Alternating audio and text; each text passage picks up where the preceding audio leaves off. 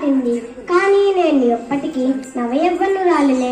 నేను అక్షరాల కలయికను మాత్రమే కాదు, కోట్లాది మంది భారతీయుల ఆవేదనను, ఆవేశాన్ని, ఆశయాన్ని. ఎవరో తెలుసా? నేనే వందే మాతరం. బంకిం చంద్రుల వారి కలం నుంచి నేను ఒక చిన్న మొలకలా పుట్టాను. ఆయన రాసిన ఆనందమఠ్ నవలను నేను ఒక పాటగా మొదలయ్యాను. కానీ నా కర్తవ్యం అది కాదు, నా గమ్యం ఆ ఆకాశమంత పెద్దది.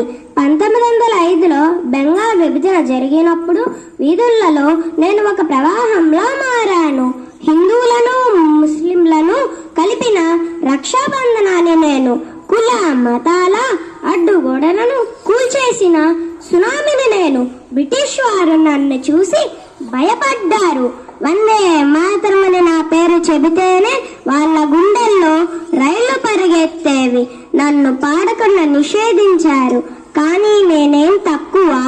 నోరు మూయిస్తే కళ్ళల్లో మెరిశాను, కళ్ళు మూయిస్తే గుండెల్లో ధ్వనించాను.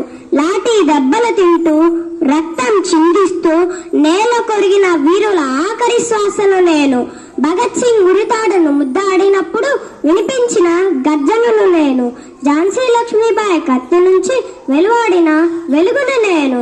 గాంధీజీ అడుగులో అడుగు కలిపిన శాంతి మంత్రాన్ని నేను. ఈ రోజు నేను కేవలం ఒక దేశభక్తి గీతాన్ని మాత్రమే కాదు, ఈ దేశపు ఆత్మగౌరవాన్ని.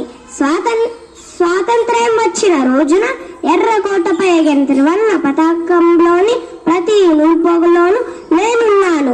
100 ఏళ్లు గడిచాయి, దేశం మారింది, మనుషులు మారా, కానీ నా శక్తి తగ్గలేదు.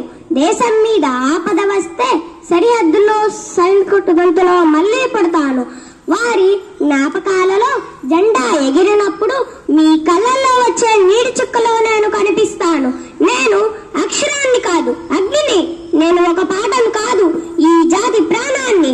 భారతీయులారా, నన్ను కేవలం జాతీయ గేయంలో గౌరవించడం కాదు, మీ గుండెల్లో ప్రతిధ్వనించనియండి. ఐక్యతగా ఉండండి.